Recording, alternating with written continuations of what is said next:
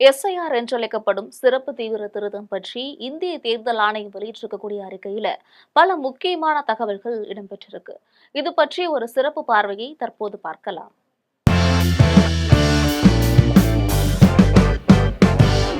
சிறப்பு தீவிர திருத்தமானது முதல் கட்டமாக பீகாரில் வெற்றிகரமாக நிறைவு செய்யப்பட்டிருக்கு. அதுல எந்த மேல்முறையீடும் கிடையாது. இதனைத் தொடர்ந்து இரண்டாம் கட்டமாக நாட்டின் 12 மாநிலங்கள் மற்றும் யூனியன் பிரதேசங்கள்ல தொடங்க இருக்கு. எஸ்ஐஆரின் படி வாக்காளர்களின் தகுதிகளாக குறிப்பிடப்பட்டிருப்பது என்னவென்றால், இந்திய அரசியலமைப்பு சட்டப்பிரிவு 326 படி அவர் இந்திய குடிமகனாக இருக்க வேண்டும். குறைந்தது 18 வயது நிரம்பியவராக இருக்க வேண்டும். சம்பந்தப்பட்ட தொகுதியில் வழக்கமாக வசிப்பவராக இருக்க வேண்டும். தகுதி நீக்கம் எந்த சட்டத்தின்படியும் செய்யப்பட்டவராக இருக்கக்கூடாது. எஸ்ஐஆரின் அவசியம் என்னவென்றால், அவர் சட்டத்தின்படி ஒவ்வொரு தேர்தலுக்கு முன் அல்லது தேவைப்படும் போது வாக்காளர் பட்டியல்கள் திருத்தப்பட வேண்டும். மேலும் அரசியல் கட்சிகள் வாக்காளர் பட்டியல்களின் தரம் குறித்து பல்வேறு கேள்விகளை எழுப்பி வருகின்றன. அதுல ஏற்கனவே 1951 முதல் 2004 வரை மொத்தம் 8 முறை சிறப்பு தீவிர திருத்தமானது மேற்கொள்ளப்பட்டிருக்கு. கடைசியாக 2002 மற்றும் 2004 காலகட்டத்தில், அதாவது 21 ஆண்டுகளுக்கு முன்னாடி சிறப்பு தீவிர திருத்தமானது நடைபெற்றது. இதற்கிடையில வாக்காளர் பட்டியல்கள்ல பல்வேறு மாற்றங்கள் கீழ்கண்ட காரணங்களால ஏற்பட்டிருக்கு. அவை என்னவென்றால், தொடர்ச்சியான இடமாற்றம், இதனால ஒரே வாக்காளர் பல இடங்கள்ல பதிவு செய்யப்பட்டிருப்பது, இறந்த வாக்காளர்கள் நீக்கப்படாதது, வெளிநாட்டவர்களின் தவறான சேர்ப்பு போன்றவைகள் இடம்பெற்றிருக்கு. அடுத்ததாக எஸ்ஐஆரின் முக்கிய செயற்பாட்டாளர்கள் யாரென்றால், ஒவ்வொரு வாக்குச்சாவடியிலும் சுமார் 1000 வாக்காளர்கள் இருப்பார்கள். ஒவ்வொரு வாக்குச்சாவடிக்கும் வாக்குச்சாவடியோட நிலை அலுவலர், அதாவது பிஎல்ஓ நியமிக்கப்படுவர். ஒவ்வொரு சட்டமன்ற தொகுதியிலும் பல வாக்குச்சாவடிகள் இருக்கிறது. ஒவ்வொரு சட்டமன்ற தொகுதிக்கும் ஒரு வாக்காளர் பதிவு அலுவலர் இருப்பாரு. எஸ்ஐஆரின் சட்ட முறைகளின்படி அதிகாரிகள் கீழ்கண்ட பணிகளை மேற்கொள்வார்கள். அவைகள் என்னவென்றால், 1. வரைவு வாக்காளர் பட்டியலை தயாரிக்கணும். 2. உரிமை கோரல் மற்றும் மறுப்பறைகளை பெற்று அவற்றின் மீது முடிவெடுக்கணும். 3. இறுதி வாக்காளர் பட்டியலை தயாரித்து வெளியிடணும். 4. ஒவ்வொரு வட்டத்திற்கும் ஒரு உதவி வாக்காளர் பதிவு அலுவலர் இருப்பாங்க. 5. மாவட்ட தேர்தல் அதிகாரி மற்றும் மாவட்ட நிர்வாக நடுவர் வாக்காளர் பதிவு அலுவலர்கள் வழங்கியிருக்கக்கூடிய முடிவுக்கு எதிரான முதல் மேல்முறையீட்டை விசாரிக்கணும். 6. தலைமை தேர்தல் அதிகாரி, மாவட்ட தேர்தல் அதிகாரி, மாவட்ட நிர்வாக நடுவர் வழங்கியிருக்கக்கூடிய முடிவுக்கு எதிரான 2ஆம் மேல்முறையீட்டை விசாரிக்கணும். வாக்காளர் பதிவு அலுவலர்கள் மற்றும் உதவி வாக்காளர் பதிவு அலுவலர்களோட பணிகள் என்னவென்றால், 1. அக்டோபர் 27, 2025 தேதியன்று வாக்காளராக பதிவு செய்யப்பட்டிருக்கக்கூடிய ஒவ்வொரு வாக்காளருக்கும் தனித்துவமான கணக்கெடுப்பு படிவங்கள் அச்சிடுதல். 2. இந்த கணக்கெடுப்பு படிவங்கள் தற்போதைய வாக்காளர் பட்டியலில் இருக்கக்கூடிய தேவையான விவரங்களை கொண்டிருக்கும். வாக்குச்சாவடி நிலை அலுவலர்களின் பணிகள் என்னவென்றால், ஒவ்வொரு தற்போதைய வாக்காளருக்கும் கணக்கெடுப்பு படிவங்களை வழங்குதல், வாக்காளர் அல்லது அவர்களின் உறவினரின் பெயரை 2002 2004 ஆண்டில் நடைபெற்ற கடைசி சிறப்பு தீவிர திருத்த பட்டியலில் இருக்கக்கூடிய பெயரோட இணைத்து சரிபார்க்க உதவுவது. இந்த பணிக்காக வாக்குச்சாவடி நிலை அலுவலர்களும் வாக்காளர்களும் முந்தைய சிறப்பு தீவிர திருத்த தரவினை பெறுவதற்கு இந்திய தேர்தல் ஆணைய தரவுத்தளத்தினை அணுகலாம். புதிய வாக்காளர்களை சேர்க்க படிவம் 6 மற்றும் உறுதிமொழி படிவத்தினை, அதாவது டெக்ளரேஷன் ஃபார்ம், இதனை பெற்றுக்கொண்டு அவர்களின் பெயரை பொருத்தம் செய்வதில் உதவுவர். மேலும் வாக்காளர் கணக்கெடுப்பு படிவத்தினை நிரப்ப உதவுவர். மேலும் அந்த படிவத்தினை சேகரித்து வாக்காளர் பதிவு அலுவலர் மற்றும் உதவி வாக்காளர் பதிவு அலுவலருக்கு சமர்ப்பிப்பர். ஒவ்வொரு வாக்காளரின் வீட்டிற்கும் குறைந்தது 3 முறை சென்று சரிபார்ப்பர். இறந்தவர்கள், நிரந்தரமாக இடம்பெயர்ந்தவர்கள் மற்றும் ஒன்றுக்கும் மேற்பட்ட இடங்கள்ல பதிவு செய்தவர்கள் ஆகியோரை கண்டறிவர். வாக்காளர்கள், குறிப்பாக நகர்ப்புற வாக்காளர்கள் அல்லது தற்காலிக இடம்பெயர்ந்தவர்கள், இணையதளம் மூலமாகவும் கணக்கெடுப்பு படிவத்தினை நிரப்பலாம். கணக்கெடுப்பு படிவம் தவிர எந்தவொரு பிற ஆவணங்களும் கணக்கெடுப்பு காலத்தில் சேகரிக்கப்பட தேவையில்லை. கணக்கெடுப்பு படிவங்கள் பெறப்பட்ட அனைத்து வாக்காளர்களின் பெயர்களையும் வரைவு வாக்காளர் பட்டியலில சேர்ப்பது. அடுத்ததாக, கடந்த சிறப்பு தீவிர திருத்தப்பட்டியல்ல பெயர் பொருந்தாத, இணைக்கப்படாத வாக்காளர்களுக்கு அறிவிப்புகள் வழங்குவது.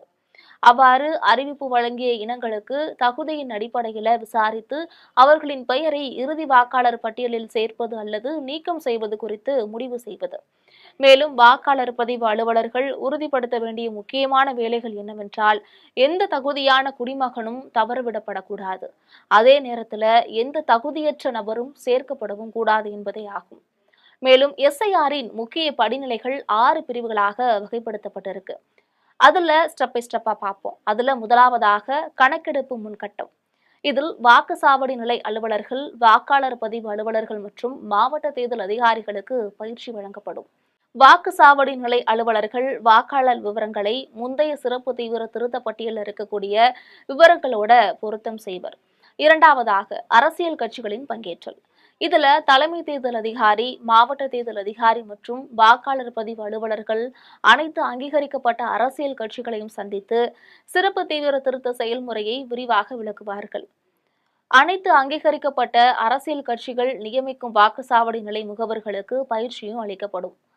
வாக்குச்சாவடி நிலை முகவர்கள் வாக்காளரிடமிருந்து முறையாக நிரப்பப்பட்ட கணக்கெடுப்பு படிவங்களை தினமும் சேகரித்து ஒரு நாளைக்கு அதிகபட்சமாக 50 படிவங்கள் வரை சான்றளித்து வாக்குச்சாவடி நிலை அலுவலர்களுக்கு சமர்ப்பிக்கலாம். கணக்கெடுப்பு படிவங்களை அச்சிடுதல், விநியோகித்தல், வாக்காளர் விவரங்களை பொருத்தம் செய்தல், இணைப்பு செய்தல் மற்றும் பூர்த்தி செய்யப்பட்ட படிவங்களையும் சேகரித்தல். ஒவ்வொரு வாக்குச்சாவடியிலும் அதிகபட்சம் 1200 வாக்காளர்கள் மட்டுமே இருப்பதை உறுதி செய்வதற்காக வாக்குச்சாவடிகளை மறுசீரமைத்தல். மூன்றாவதாக வரைவு வாக்காளர் பட்டியல் வெளியீடு.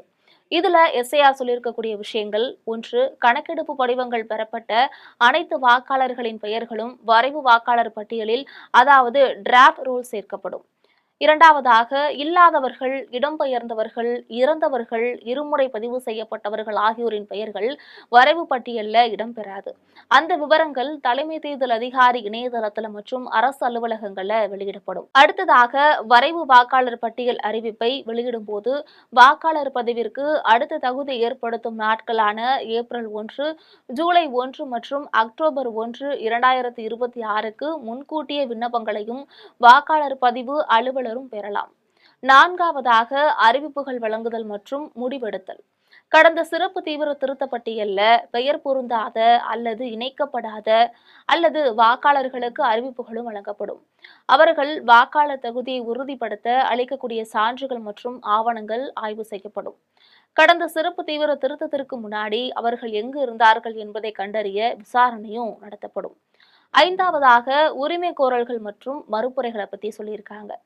இதுல வாக்காளர் பதிவு அலுவலர்கள், உதவி வாக்காளர் பதிவு அலுவலர்கள், வாக்காளர்கள் அல்லது அங்கீகரிக்கப்பட்ட அரசியல் கட்சிகளின் வாக்குச்சாவடி நிலை முகவர்கள் அளிக்கக்கூடிய உரிமை கோரல் மற்றும் மறுப்புரைகளை பெற்று அவைகளின் மீது முடிவெடுப்பர். இறுதி வாக்காளர் பட்டியல் வெளியிடல வாக்காளர் பதிவு அலுவலரின் முடிவின் மீதான முதல் மேல்முறையீட்டை மாவட்ட தேர்தல் அதிகாரி அல்லது மாவட்ட நிர்வாக நடுவர் தீர்மானிப்பாங்க. மாவட்ட தேர்தல் அதிகாரியின் முடிவின் மீதான 2ஆம் மேல்முறையீட்டை தலைமை தேர்தல் அதிகாரி தீர்மானிப்பாரு. ஆறாவதாக தன்னார்வலர்களின் நியமனம் தான். இதுல தகுதி பெற்ற வாக்காளர்கள், குறிப்பாக சொல்லணும்னா முதியோர்கள், நோயாளிகள், மாற்றுத்திறனாளிகள், வறியவர்கள் மற்றும் பிற பாதிக்கப்படக்கூடிய குழுக்களை சார்ந்தவர்கள் எந்தவிதமான சிரமங்களும் எதிர்கொள்ளாமல் அவர்களுக்கு தேவையான அதிகபட்ச உதவிகள் மற்றும் வசதிகள் வழங்கப்படுவதற்காக ஆகும். வாக்குச்சாவடிகளோட மறுசீரமைப்பு. இதுல என்ன சொல்லியிருக்காங்க அப்படின்னா, எந்த வாக்குச்சாவடியிலும் 1200 வாக்காளர்களுக்கு மேலே இருக்கக்கூடாது. அடுக்குமாடி குடியிருப்புகள், குடியிருப்பு நலசங்கங்கள் உள்ளிட்ட இடங்கள்ல புதிய வாக்குச்சாவடிகள் அமைக்கப்பட வேண்டும். புதிய வாக்குச்சாவடிகள் குறித்து மாவட்ட தேர்தல் அதிகாரிகள் அரசியல் கட்சிகளோட ஆலோசனையும் நடத்த வேண்டும். ஒரே குடும்பத்தில் இருக்கக்கூடிய அனைத்து உறுப்பினர்களும் ஒரே வாக்குச்சாவடியில சேர்க்கப்படுவதை உறுதி செய்ய சிறப்பு கவனமும் செலுத்தப்பட வேண்டும்.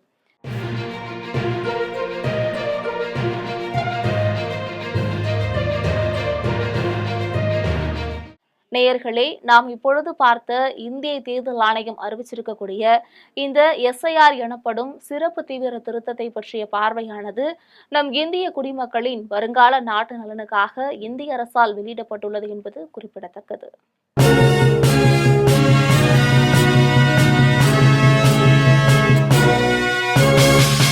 உடனுக்குடன் அப்டேட் தெரிந்து கொள்ள ஜெம் டிவி தமிழ் ஆப்பை இன்ஸ்டால் செய்யவும்.